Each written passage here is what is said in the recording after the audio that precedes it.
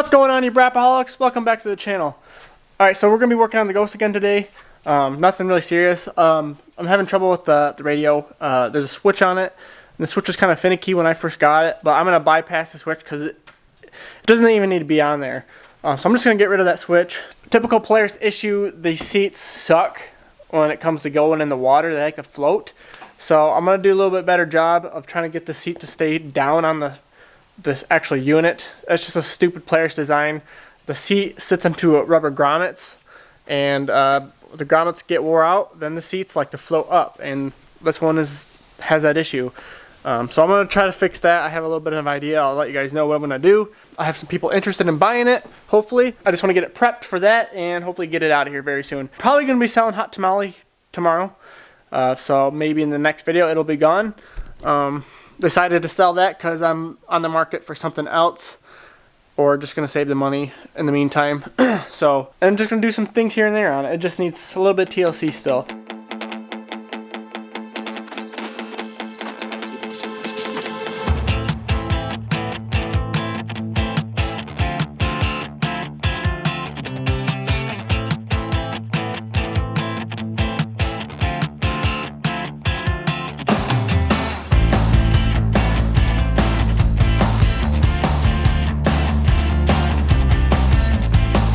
If you guys are new to the channel, please leave a like and subscribe. It helps a ton. It's going to help the channel grow. We also just started a podcast. We'll have the second episode up here soon.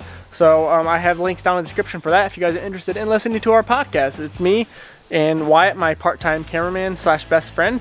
So we are doing that podcast together, and then we're going to keep on going with that. We're going to try to have at least one episode a week for the podcast. All right, so I just bypassed radio. It's simple. All I had to do was just cut to two wires and connect them back together. Just took the switch right out of the picture. So this is where the switch used to be. I just bypassed it. Those are the two wires right there, and it works.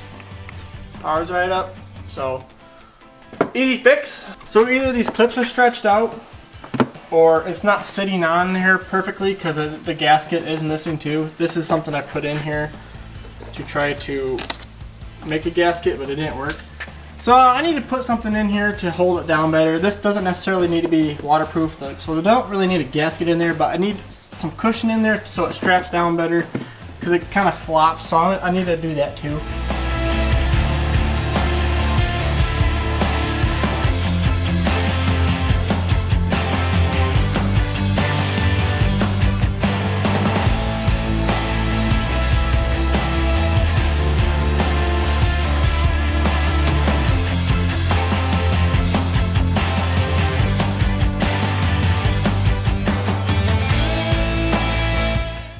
So this is the seat. So on this unit I had to buy a new seat for it. Well, I bought a used seat for it. It needed a new seat cover, so I put a new seat cover on it. But they didn't tell me that the seat was pretty wore out on the bottom. So the plugs that go into the grommet on this unit, they don't stick in very well. So what I'm going to do is put some type of screw in here and some washers, and hopefully that secures itself good enough into the grommet so it stays down. So but we're going to work on that.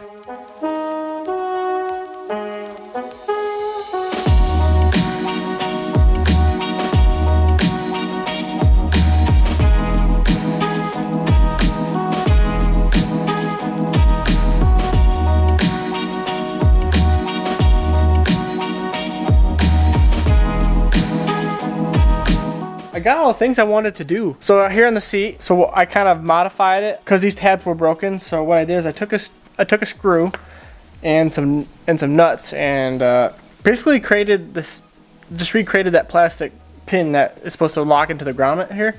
So it probably looks rednecky, but it works. It actually latches really good. And in here I have the glues drying, but in here I have just a rubber stopper to add some space. So now this locks in there really good. So now this ain't gonna go flopping around everywhere. And got the radio fixed. So now what I need to do is go power wash it for the millionth time and try to keep it clean. And we're gonna sell this. We're gonna sell this guy. So we're gonna take it up to the power washer. I'm gonna show you guys how I clean my units. It works really good, especially if you're mudding these machines. This process is really good at getting sand, mud, clay. It's really good at getting a lot of it off. And the stuff I used really got a lot of this red clay off when I first got it. So I'll show you what I get. I'll show you guys what I use and how I do it. All right, so I do have the closet up here. This is where I wash my stuff. This is just where the water is. We don't have water down there at that garage. So I use a power washer. I use Simple Green. It's a chemical that's an all general purpose degreaser. A lot of people recommend it, but it's really good at cleaning off mud, grease, oils, and stuff. It is biodegradable, so it's really not that harsh. It's actually really nice stuff. I buy a big jug of it. So I like to buy a big jug of it, and then I'll dilute it down into a weed sprayer bottle, because I use it on everything. But you can put it in a spray bottle and stuff if you want. Then I use a foam cannon afterwards. I just use whatever car soap I have laying around. Right now I just have some cheap stuff. If you want a better shine or whatever, and you be the judge of what car soap and wax or whatever you want to use on it. So basically what I do, I'll spray the Simple Green on it dry. I spray it all over the machine, and then I'll let it sit. I'll let it sit there for like 5 minutes, 10 minutes, depending on how hot or cold the day is. Sometimes it takes longer to dry, but I'll let it completely dry. Once it's dry, I come through and I power wash it all off. And the power washer will help reactivate the Simple Green, and it really separates the grass, the grime, the dirt, everything off of it. So now I got a nice clean layer to work with. You're not scrubbing in dirt and scratching everything. You get those micro scratches in your plastics. So I don't like doing that. You shouldn't do that with cars either. So after I do all that, then I'll put the foam cannon on the power washer and I'll spray the soap all over it. Then I'll take a brush, hand brush everything off, power wash it all back off again. So that's how I do it.